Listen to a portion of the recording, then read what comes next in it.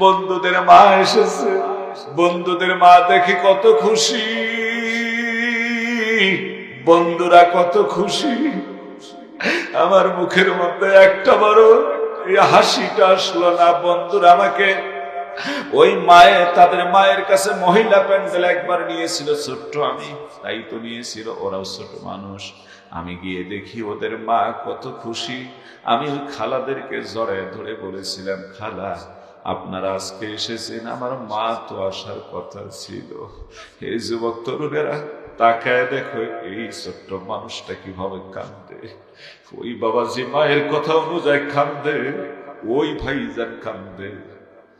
এখানে দেখো কি পরিমাণ কান্দে, এই দেখো না কি পরিমাণ কান্দে। তোমাদের কি মায়ের কথা বাবার কথা একটু মনে পড়ে না? মায়ের কথা বাবার কথা কি মনে পড়ে না? আজকে মার কথা বাবার কথা মনে পড়ে পাগলের মতো এক একজনে কান্দে। এই যুবক তরুণেরা তোমাদেরকে আজকে বলতে চাই, এই যে দেখো কি পরিমাণ কান্দে। আল্লাহ তুমি এই যুবকগুলির চোখের পানির বিনিময়, এই বাবাজিদের চোখের পানির বিনিময় তাদের বাবা মার কবরগুলি জান্নাতের বাগান বানায় দাও। আল্লাহর নবীর সাহাবীরা সকাল সন্ধ্যা পড়তো কোরআন। এখন সেই মুসলমানের ঘরে কোরআনের তেলাওয়াত নাই, কোরআন তেলাওয়াত আমরা জানি না। আল্লাহর নবীর ঘরে ঘরে সকাল সন্ধ্যা থাকতো কোরআন তেলাওয়াত। বিশিষ্ট সাহাবী হযরতে আবু মুসা আশআরী রাদিয়াল্লাহু তাআলা আন একদিন ইশার নামাজের পর আল্লাহর বান্দা কোরআনে কারীম মসজিদ থেকে নামাজ নবীজির পিছনে নামাজ আদায় করে এসে তেলাওয়াত করতেছিলেন। নবী আমার মসজিদে বসে কিছু সময় কাটায় যখন বেরিয়ে আসতেছিলেন, লক্ষ্য করে দেখেন আহারে ঘরের ভিতরে থেকে রাস্তার পাশে আবু মুসা আশআরীর ঘর, কি সুন্দর কোরআনের তেলাওয়াত। আমার নবীর মায়া লেগে গেল, যার উপর কোরআন নাযিল হন। নবী আমার ওই আবু মুসা আশআরীর ঘরের পিছনে দাঁড়ায়া দাঁড়ায়া সুন্দর করে কোরআন তেলাওয়াত শোনেন। আবু মুসা আশআরী কোরআন তেলাওয়াত করেন আর কান্দে। আমার ভাইরা নবী মনোযোগ সহকারে কোরআন তেলাওয়াত শোনেন। নবী যখন কোরআন তেলাওয়াত শোনেন, আবু মুসা আশআরী তো জানেন না যে ঘরের পিছনে কে বা কাহারা রয়েছে। মুসলমান ভাইরা আমার আবু মুসা আশআরী রাদিয়াল্লাহু তাআলা আল্লাহর বান্দা কোরআন বন্ধ করে যখন ঘুমাতে চলে গেলেন, নবী তখন বাড়ির দিকে চলে গেলেন। ফজরের নামাজ আদায় করে নবী জিজ্ঞাসা করলেন, আবু মুসা আশআরী আসছো কি? তিনি এক কোণারে থেকে ডাব দিয়ে দাঁড়ায়া বললেন, লাব্বাইকা ওয়া সা'দাইকা ইয়া রাসূলুল্লাহ। আল্লাহর নবী আমি উপস্থিত আছি, বলুন কেন ডেকেছেন? তিনি থরথর কাঁপতেছেন, না জানি কোথাও কোনো ত্রুটি ভুল করলাম কিনা। আল্লাহর নবী ডাক দিয়ে বলেন, আবু মুসা আশআরী ঈশার নামাজের পর যখন তুমি কোরআন তেলাওয়াত করতেছিলে, আমি নবী তোমার ঘরের পিছনে বসে বসে, তোমার ঘরের পিছনে দাঁড়ায় দাঁড়ায় কোরআন তেলাওয়াত শুনতেছিলাম। যদি সারা রাত কোরআন তেলাওয়াত করতে, আমি নবী তোমার ঘরের পিছনে থাকে সারা রাত কোরআন তেলাওয়াত শুনতাম। জোরে বলুন সুবহানাল্লাহ। আল্লাহর হাবিব ডাক দিয়ে বলেন, আবু মুসা আশআরী তোমার কোরআন তেলাওয়াত বড় মধুর লেগেছে, বলুন না আল্লাহু আকবার। আবু মুসা আশআরী কয়, আমি জানি না ইয়া রাসূলুল্লাহ, আমি যদি জানতাম আল্লাহর নবী আল্লাহর হাবিব আমার ঘরের পিছনে দাঁড়ায়, আমি তাকে ঘরের ভিতরে প্রবেশ করে বসতে দিয়ে কোরআন তেলাওয়াত শোনায় দিয়ে আমার কলিজাও ঠান্ডা করে দিতাম। আমার ভাইরা এই নবী কোরআনের কত পাগল ছিল। নবী ছিলেন আমার ইয়াতীম। আমার বন্ধুগণ, যে কথাটা আপনাদেরকে সংক্ষেপে বলতে চাই, লম্বা বক্তৃতা দেব না। নবীজি যখন মা মারা গেল, দাদা বেঁচে থাকাকালীন অবস্থার পূর্বে 7 কিংবা 7.5 বছর বয়স যখন, হঠাৎ করে নবীজির একদিন মায়ের কথা মনে পড়ে পাহাড়ের গুহার মধ্যে গিয়ে দীর্ঘ সময় মা মা বলে, বাবা বাবা বলে কেঁদেছে। এখানে অনেকের মা নাই, বাবা নাই, একটা বার কি সেই মায়ের কথা বাবার কথা মনে পড়ে না? এই যুবক তরুণেরা যাদের মা বেঁচে আছে, বাবা বেঁচে আছে, খবরদার মা বাবার সঙ্গে কোনোদিন বেয়াদবি করো না। ওয়া আবি হুরায়রা রাদিয়াল্লাহু তাআলা আন ক্বালা ক্বালা রাসূলুল্লাহ সাল্লাল্লাহু আলাইহি ওয়াসাল্লাম রকিমা আনফুহু রকিমা আনফুহু রকিমা আনফুহু কিলা মান ইয়া রাসূলুল্লাহ সাল্লাল্লাহু আলাইহি ওয়াসাল্লাম ক্বালা মান আদরাকা ওয়ালিদাইহি ইনদাল কিবরা আহাদুহুমা আও কিলাহুমা সুম্মা লাম ইয়াদখুলিল জান্নাহ। আবু হুরায়রা থেকে হাদিস বর্ণিত, রাসূল আমার বর্ণনা করেন, ওই ব্যক্তি ধ্বংস হয়ে যাক, ওই ব্যক্তির নাক ধুলায় মিশ্রিত হয়ে যাক, ধুলায় মসৃণ হয়ে যাক, ধুলায় মিশ্রিত হয়ে যাক। সাহাবা আজমান প্রশ্ন করলেন, ক্বালু ওয়া মা হুন্না ইয়া রাসূলুল্লাহ, আল্লাহর নবী ওই ব্যক্তিটাকে? আল্লাহর হাবিব বর্ণনা করেন, যে ব্যক্তি পিতামাতাকে বার্ধক্য অবস্থায় পেল, বয়স অবস্থায় পাইল, আর সেবা যত্ন করে জান্নাত অর্জন করতে পারল না, ওই ব্যক্তি ধ্বংস হয়ে যাক। জোরে বলেন নাউযুবিল্লাহ। এ যুবক তরুণেরা, বাবাজিরা, তোমাদের যাদের মা বাবা বেঁচে আছে, খবরদার মা বাবার সঙ্গে কোনোদিন বেয়াদবি করো না। হুয়া জান্নাতুকা ওয়া নারুকা, তোমার মা তোমার জন্য জান্নাত, তোমার বাবা তোমার জন্য জান্নাত কিংবা জাহান্নাম। এই জন্য মা বাবার সঙ্গে বেয়াদবি করো না। যার মা নাই সে বোঝে, যার বাবা নাই সে বোঝে। ওই ছোট্ট বাচ্চার কথা আপনাদের মাঝে বললাম। আমার ভাইরা, আমার নবীও ঠিক এমন ছিলেন, তিনি ইয়াতীমদের দয়া আর মায়া এই জন্য বেশি বুঝতেন। আমার আল্লাহ রাসূলকে জানায় দেন, ফাআম্মাল ইয়াতীমা ফালা তাকহার, হে রাসূল আপনি ইয়াতীমদের প্রতি কোনো কঠোরতা গ্রহণ করবেন না। ওয়া আম্মাস সাইলা ফালা তানহার, আর আপনি ভিক্ষুকদেরকে তিরস্কার করবেন না, ধমক দিবেন না, তাড়িয়ে দিবেন না। আমার ভাইরা, আমার নবী ছিলেন ইয়াতীম, তিনি ইয়াতীমদের দয়া বুঝতেন। একদিন ঈদের নামাজ পড়ার জন্য রাসূল যান, রাস্তার পাশে দেখেন একজন যুবক, একজন ছোট্ট শিশু বসে বসে কাঁদে, কাঁদে বাবা বলে কাঁদে। এ মুসলমান ভাইদের, আমার নবী আমার পাশে দাঁড়ায় শিশুটাকে টান দিয়ে বুকের মধ্যে তুলে নিয়ে বললেন, এ বাজান কান্দো কেন, কি হয়েছে? এবার কান্দে আর বলে, হুজুর আপনি কে? আপনারে আমি চিনি না, তবে হুজুর আমার বাবা মারা গিয়েছেন, বাবা মারা যাওয়ার পর মা অন্যত্রে বিয়ে বসেছেন। ওই সৎ বাবা মারে দেখতে পারেন, আজকে ঈদের দিন আমার যে ভালোবাসবে, আদর দিবে, মা এটা সে বরদাস্ত করতে পারে না। এই জন্য আমার মা আমারে বলছেন, বাজার রে, আজকে তুমি গিয়ে রাস্তার ধারে একটু বসে থাকবা। যে রাস্তা দিয়ে রহমাতুল লিল আলামিন ঈদের নামাজ পড়তে যাবে, দুনিয়ার একমাত্র তিনি তোমারে আদর ভালোবাসা দিয়ে তোমার মনটা কানায় কানায় ভরায় দিবে। জোরে বলেন সুবহানাল্লাহ। আমার নবী ছেলেটারে টান দিয়ে শিশুটাকে নিয়ে বাড়ির দিকে চলে গেলেন। যাওয়ার পর এ মুসলমান দিদি ভাইরা, আয়েশাকে ডাক দিয়ে বলেন, আয়েশা, আয়েশা বেরিয়ে আসলেন। নবীজি বলেন, ঈদের দিন তোমার জন্য উপহার নিয়ে এসেছি, এই যে সন্তান, এটাকে তুমি ছেলের মতো মানুষ করবা। আর ছেলেটারে বললেন, ও বাজান, আমি নবী যদি তোমার বাবার ভূমিকা পালন করে, আয়েশা যদি তোমার মায়ের ভূমিকা পালন করে, বলো তোমার আর কোন দুঃখ আসেনি? ছেলেটা কান্দে আর বলে, হুজুর আর কোন দুঃখ নাই, দুনিয়ায় সবচেয়ে সুখী মানুষটাই আমি। জোরে বলা যাবে কি সুবহানাল্লাহ। এই নবী ছিলেন আমার এতিম, তাই তো আমি দুই একটা এতিমের কথা বলে আপনাদের মাঝে বিদায় নিয়ে যাব। এতিম কারা, এতিমদের কষ্ট কি রকম হতে পারে? মুসলমান ভাইদের, আমার এতিমদেরকে আপনারা কোনদিন কষ্ট দিবেন না। আল্লাহ রাব্বুল আলামিন বলেছেন, এই আল্লাহ রাব্বুল আলামিন এতিমদেরকে ধমক দিতেও নিষেধ করেছেন। নবীজি বর্ণনা করেন, এই দুনিয়ার জমিনে যদি এতিমদের কেউ লেখাপড়ার দায়িত্ব নেয়, এতিমদের যদি খাওয়ানোর দায়িত্ব নেয়, লালন পালনের দায়িত্ব নেয়, এতিমদের যদি ভালোবাসে, কিয়ামতের ময়দানে আমার রাসূলের সঙ্গে তাদের হাসর হবে। দুইটা আঙ্গুল যেমন পাশাপাশি, ঠিক আমি নবীর সঙ্গে তাদের এরকম পাশাপাশি হাসর হবে। জোরে বলা যাবে কি সুবহানাল্লাহ। আমার ভাইরা, আমার বন্ধুগণ, ও যুবক তরুণেরা, বাবাজিরা, আজকে সময়ের অভাব, আলোচনা বাড়াতাম, কিন্তু আমি গভীর রাত্রে বেশি আলোচনা করি না। আল্লাহ ওয়ালাদের নিসবতের দিকে একটু চলে যাওয়ার জন্য খুব চেষ্টা করি।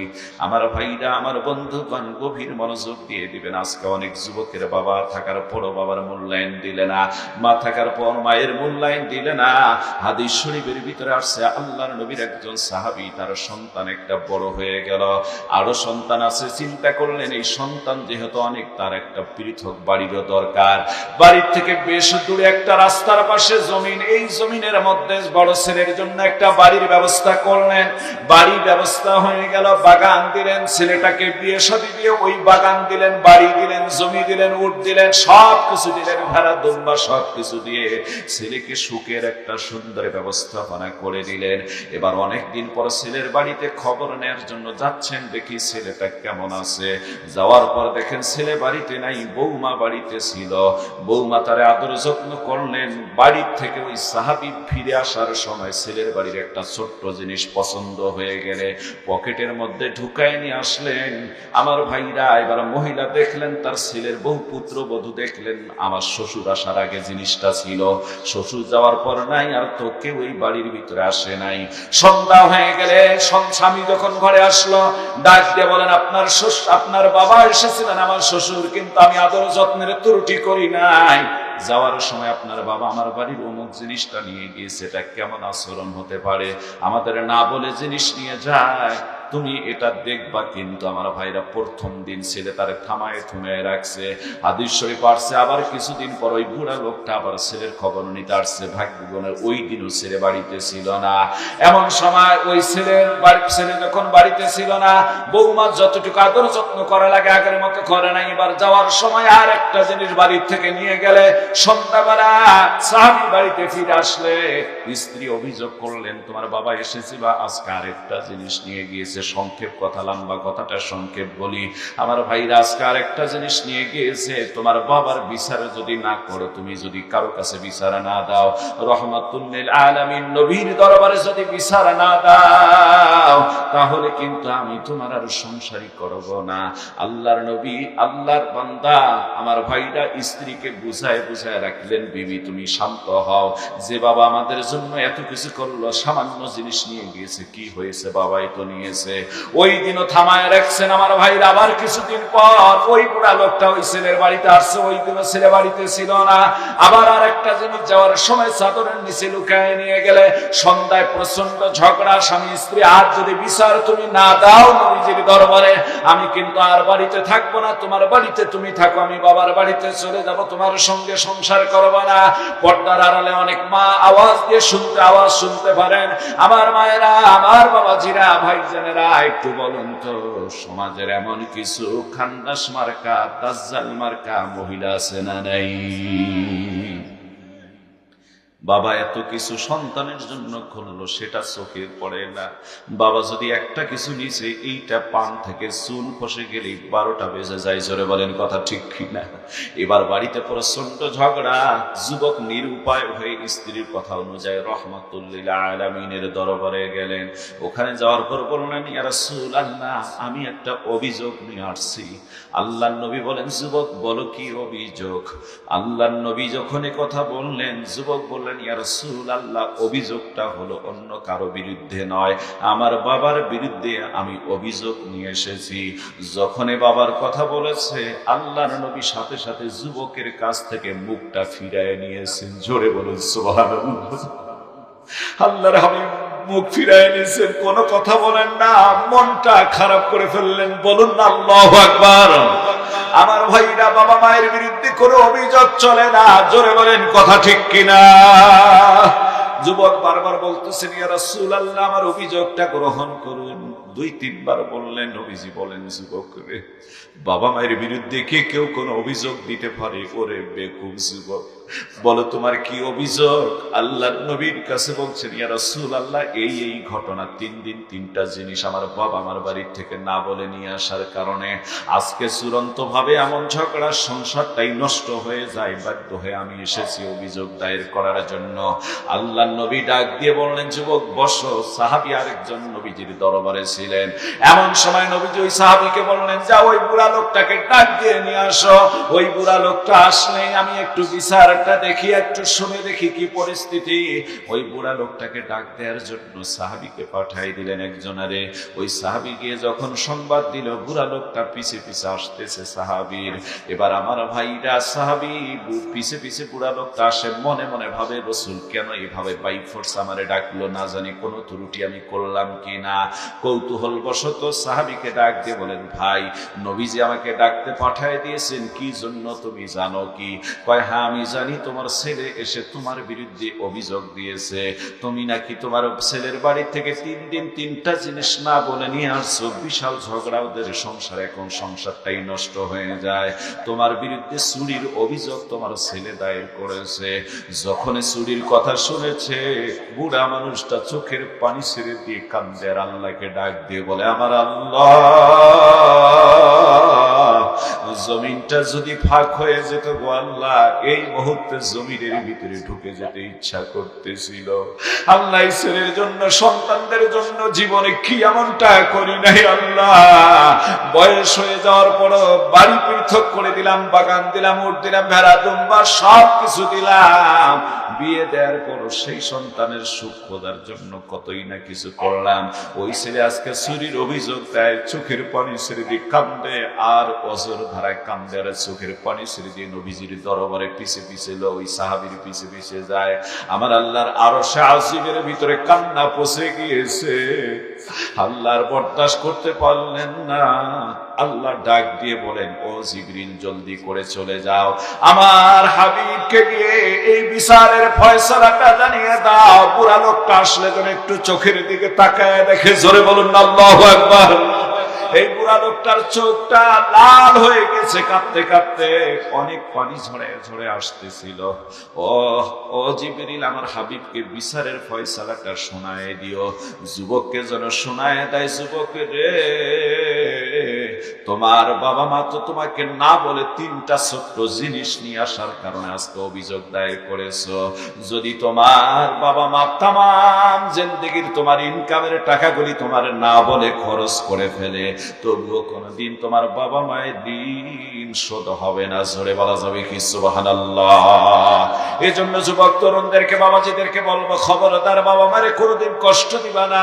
আমার ভাইরা, বুড়া লোকটা নবীজির দরবারে উপস্থিত হয়ে গেলে আল্লাহর হাবিব ডাক দিয়ে বলেন, এই যুবক, বিচারের ফয়সালা তো পেয়ে গেলেন। যুবক শোনো শোনো, তোমার বাবার চেহারার দিকে তাকায় আছো, কেঁদে কেঁদে চোখটা লাল করে চলে এসেছে। এই বিচারের ফয়সালা আমি দেওয়ার আগে আমার আল্লাহ দিয়েছে।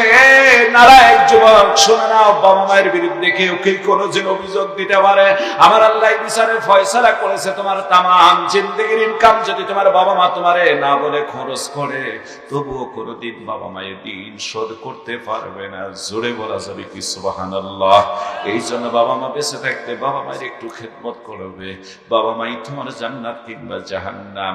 আমার ভাইরা, এই পৃথিবীর জমিনে যত আল্লাহর ওলি হয়েছেন তাদের অধিকাংশ হয়েছেন বাবা মায়ের দোয়ায়। জোরে বলেন কথা ঠিক কিনা? এই জন্য আল্লাহর ওলিরা বলে থাকেন, খেদমতে মা দরপিদার কোন সুবহ শাম, তাকে বাসি দরদু আলম নেকো নাম। খেদমতে মা দরপিদার কোন ইখতিয়ার, তাকে বাসি দরদু আলম বখতিয়ার। জোরে বলা যাবে কি সুবহানাল্লাহ। মা বাবার খেদমত যদি কেউ এখতিয়ার করে গ্রহণ করে ফেলে, দুনিয়া আখেরাতে নেক নাম স্বর্ণ অনুক অক্ষরে থেকে যায়। বাইজিদ বোস্তামির মা অসুস্থ, পানি খেতেছিল, অসুস্থ মা। আল্লাহর বান্দা পানি নেওয়ার জন্য দূরে চলে গেলেন, বাড়িতে পানির ব্যবস্থা ছিল না। আমার ভাইরা, এখনো নোয়াখালী চট্টগ্রাম যাবেন, তারপর নোয়াখালী বরিশাল চট্টগ্রাম ওই দিকে যাবেন, খুলনার ওই দিকে। আমার ভাইরা, বাড়ি বাড়ি টিউবওয়েল পাবেন না। এখন অনেকের আর্থিক অবস্থা হয়েছে, তাই তো সম্ভব বরিশাল ওই দিকে, বরিশাল ভোলা চট্টগ্রাম, তারপর ওই নোয়াখালীর ওই দিকে। আমার ভাইরা, টিউবওয়েল যদি এখনো, বিশেষ করে বরিশাল সামুদ্রিক এলাকাগুলির মধ্যে টিউবওয়েল এখনো যদি বোটিং করতে হয়, টিউবওয়েলকে 1500 ফিট, 1200-1300 ফিট, সর্বনিম্ন 800 ফিট গভীরে দিতে হয়। তাছাড়া পানি খাওয়া যায় না। একটা গরিব মানুষের জন্য এইভাবে টিউবওয়েল পোতা সম্ভব হয় না। কারণ হলো, এই 800 ফিট থেকে নিয়ে 1200 ফিট, 1500 ফিট, 1500 ফিট একটা টিউবওয়েল বসাতে 1 মাস পর্যন্ত, 15 দিন দিন 20 দিন 1 মাসও লেগে যায়। আমার ভাইরা সবার পক্ষে সম্ভব হয় না।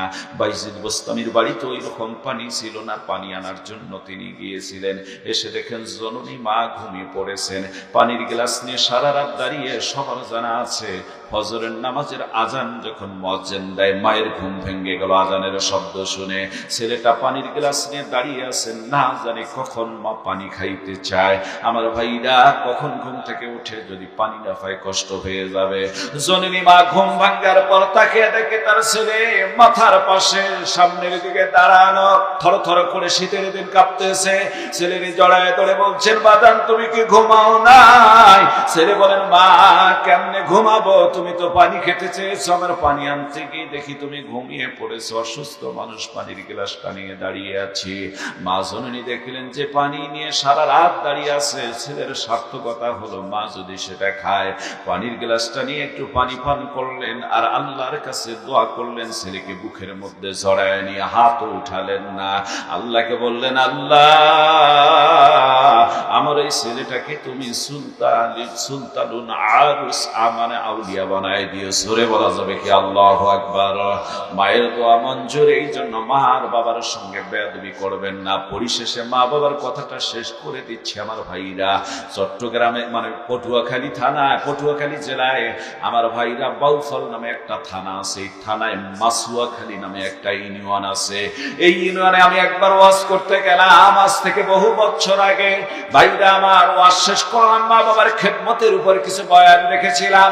ভাইরা আলোচনা শেষ, একজন যুবক এসে হাত পা ধরে কান্দে আর বলে, হুজুর আমাদের বাড়িতে বড় দুর্ঘটনা ঘটে গিয়েছে, একটু শুনুন। আর আমার ওই ভাইটার জন্য একটু দোয়া করবেন, আল্লাহ যেন মাফ করে দেন তারে। আমি বললাম, কি হয়েছে, এত কান্দ কেন? কয়, হুজুর আমরা 2 ভাই। আমি বাইরে ঢাকায় গার্মেন্টস সোয়েটার কোম্পানিতে চাকরি করতাম। আমার ভাইটা বাড়িতে শ্রমিক কাজ করতো, মাঝে মাঝে এদিক সেদিকেও কাজ করতো। আমার বাড়িতে গম বানানো হয়েছে।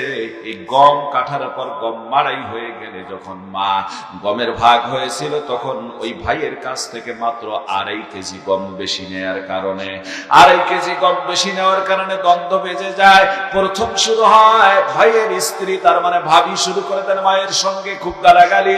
এরপর এটা চলে যায় এক পর্যায়ে ভাইও সেই ভাবির কথা ধরে মায়ের সঙ্গে গালাগালি করে করে মা বসা অবস্থায় ছিল, রাগের বশতে দৌড় দিয়ে এসে আমার মায়ের মাজায় কোমরে একটা লাথি দেয় আমার ভাই। মা জননী যখন পড়ে যায়, কি যেন আল্লাহর কাছে বলেছে আমি জানি না। ওই মায়ের নেওয়া খাওয়া ঘুম কেন যেন আস্তে আস্তে কমে যাওয়া শুরু হয়ে গেল।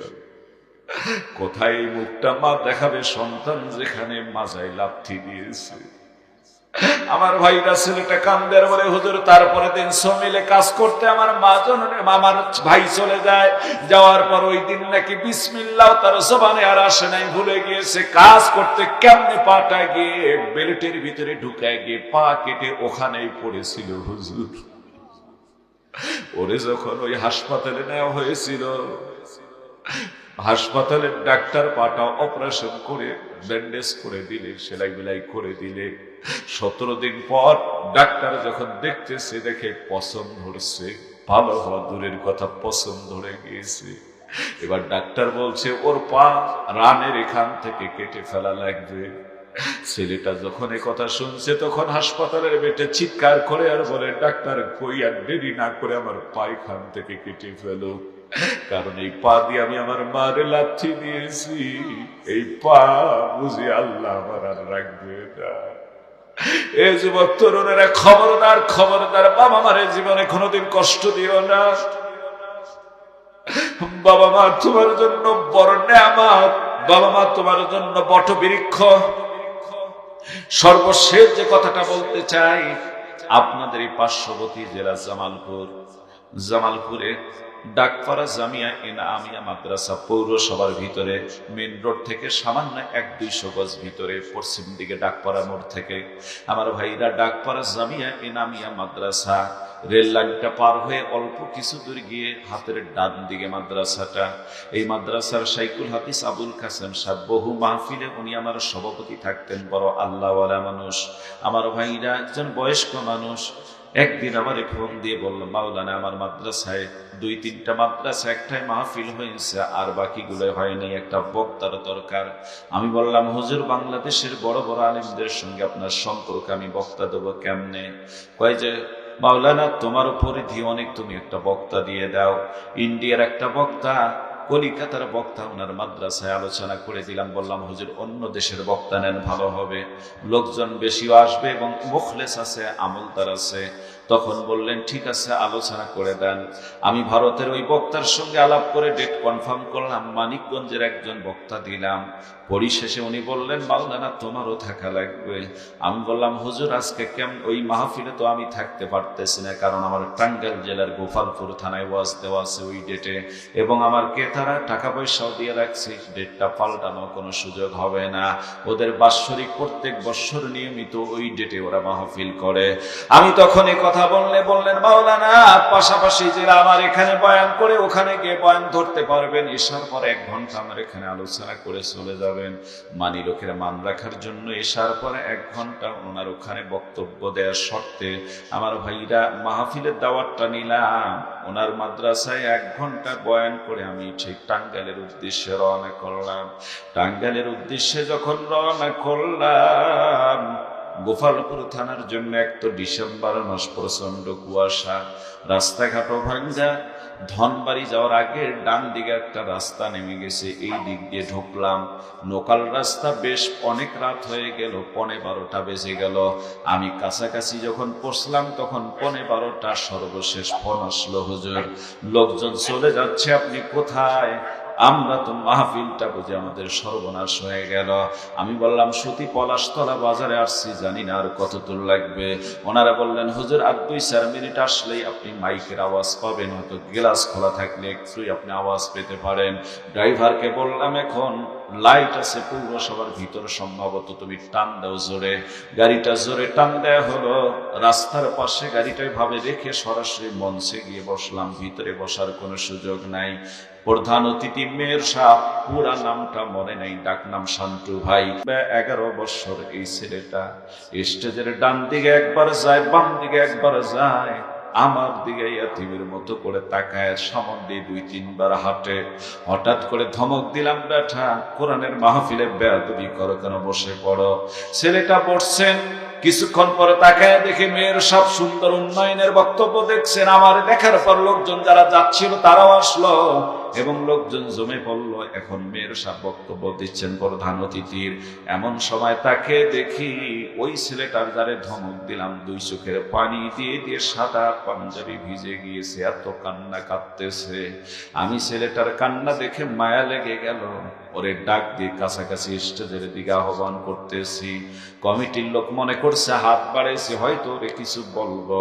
কয়, হুজুর ছেলেটারে আর ধমক দিবেন না, আমাদের মাদ্রাসার কম বয়সের একটা হাফেজে কোরআন হুজুর, ওই ছেলেটা আজকে 7 জন পাগড়ি পাবে। ওই ছেলেটা কম বয়সের, কিন্তু বড় দুর্ঘটনা ছেলের জীবনে হয়েছে।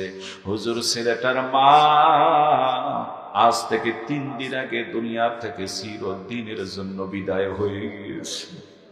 মায়ের ইন্তেকালের পর ছেলেটার নাওয়া নেই, খাওয়া নেই, ঘুম নেই, পাগলের মতো হয়ে গিয়েছে। ওরে আর কিছু বলবেন না, বড় ব্যথা লেগে গেল, কারণ আমিও ছাত্র জীবনে মা হারিয়েছি, ছাত্র জীবনে বাবা হারিয়েছি। দুঃখের কথা বলতে গেলে দুঃখী মানুষ লাগে, সুখের কথা বলতে গেলে সুখী মানুষ লাগে। যার জন্য যার মন কান্দে, কর্জ কইরা হলেও তার জন্য ভাত রান্ধে। জোরে বলেন কথা ঠিক কিনা? মনে পড়ে গেল আমার জীবনের, আমার ভাইরা বাল্য বয়সের কথা। ছেলেটা কেবল কমিটির লোককে বললাম, ওরে স্টেজে উঠান। ওরে স্টেজে উঠায় নিয়ে আসলো, মাথাটা ধরে বুকের সঙ্গে ঠেকায় দিয়ে বললাম, বাজান আল্লাহর রাস্তে আমারে মাফ করে দাও। মানুষ তো অন্তরের খবর কেউ জানে না। তোমার মা মারা গিয়েছে, আমি জানি না, আমারে মাফ করে দাও, তোমারে ধমক দিয়েছি। কান্দের বলে, হুজুর বেয়াদবি তো আমি করেছি, আমারে মাফ করে দেন। আমি বললাম, সামন্তে এভাবে হাঁটছে, আমার দিকে তাকাইছে, এর কারণটা কি একটু বলা যাবে কি? ছেলেটা কান্দের বলে, হুজুর 1 বছর থেকে আমার মা আমাকে বলতেছিল, বেটা এইবারে তুমি কোরআনের হাফেজ হবা, তোমার মাদ্রাসায় গিয়ে মহিলা প্যান্ডেলে সবার আগে বসে থাকবো। যখন তোমার মাথায় পাগড়ি পরানো হবে, কোরআনের হাফেজ হলো সনদ পাগড়ি পরানো। বেটা, যখন তোমার মাথায় কোরআনের হাফেজ হওয়ার জন্য পাগড়িটা পরিয়ে দেওয়া হবে, তখন দুনিয়ার জমিনে যত মানুষ থাকবে, আমি তোমার মা থাকবো সবচেয়ে বেশি খুশি। জোরে বলা যাবে কি সুবহানাল্লাহ? কান্দের বলে, হুজুর ওই জননী মায়ের জন্য দোয়া চাওয়ার জন্য মনটা ছটফট করতেছিল। আমি ছোট মানুষ, মনে বড় আশা ছিল। আপনি আগে রুমে আসলে রুমের ভিতরে মনের দুঃখের কথাগুলি বলতাম, কিন্তু এমন সময় আসছেন ভিতরেও বসলেন না, সরাসরি স্টেজে এসে বসেছেন। হুজুর তাই তো কাটা কবুতরের মতো ছটফট করতেছিলাম, কখন আমার মায়ের জন্য একটু দোয়া চাবো। আমি বললাম, বেটা কেঁদো না, হাজার হাজার মানুষ আমরা তোমার আজকে পাগড়ি দিয়ে দোয়া করব, আল্লাহ যেন তোমার মায়ের কবরকে জান্নাতের টুকরায় পরিণত করে দেয়। তোমার বাবা তো আসছে, তোমার বাবা তোমার পাগড়ি নেওয়া দেখলে খুশি হয়ে যাবে, সে দোয়া করবে তোমার জন্য। বাবার কথা বলার সাথে সাথে ছেলেটা হাউ মাউ করে কান্দে। আহারে, তার কাঁদতে কাঁদতে যেন বুকটা ভেঙে যাচ্ছে, এত কান্না করে। আমি বললাম, আহারে, বাবার কথা জিজ্ঞাসা করলে আরো কান্দে বেশি, কেনই বা জিজ্ঞাসা করলাম। বাজানকে বললাম, বাজান রে, আর কেঁদো না, কেন তুমি এত কান্দো?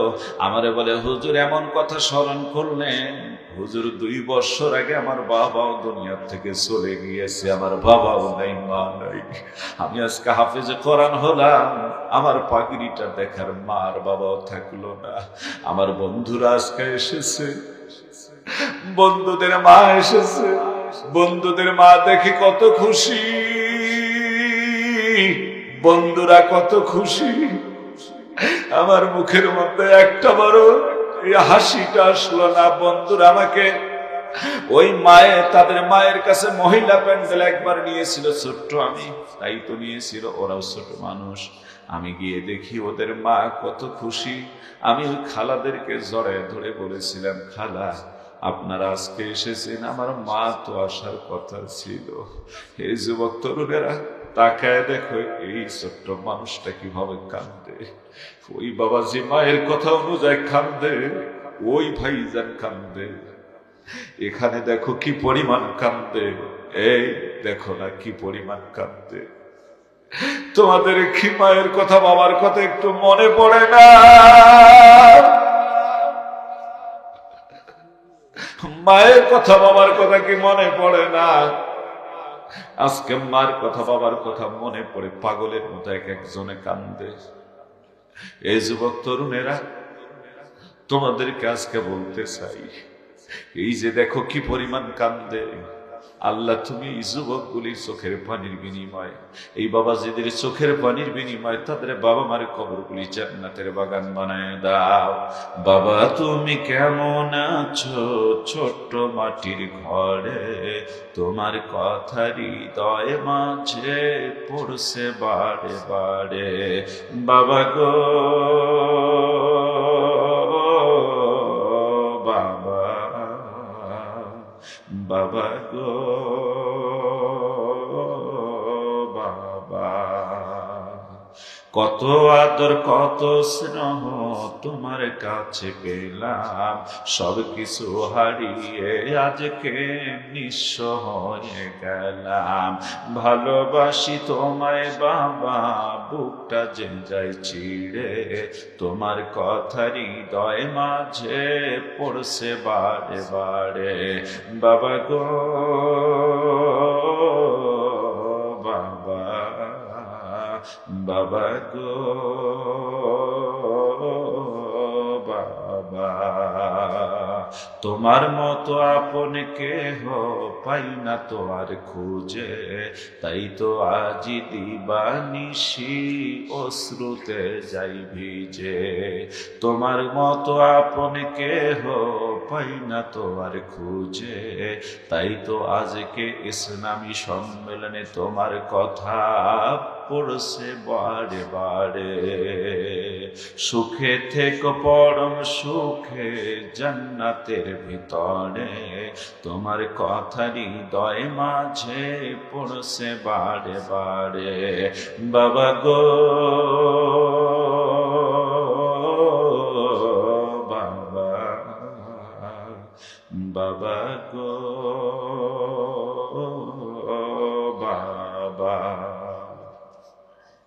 এই রুবেল কোথায়? আমার ভাইরা, এই চোখের পানি কোনোদিন বৃথা যেতে পারে না। যে পরিমাণ কাঁদলেন আল্লাহ রাব্বুল আলামিন এই কান্নার কারণেই যেন বাবা মায়ের কবরের মধ্যে সব পৌঁছায় দিয়ে কবরকে যেন আল্লাহ রাব্বুল আলামিন জান্নাতের বাগান বানায় দেয়। জোরে বলেন আমি। কত বাবাজি, কত ভাইজানরা কাঁদছেন। ছোট্ট এই বাচ্চাটা বলতেছেন, হুজুর আমার মতো অসহায় কেউ নাই।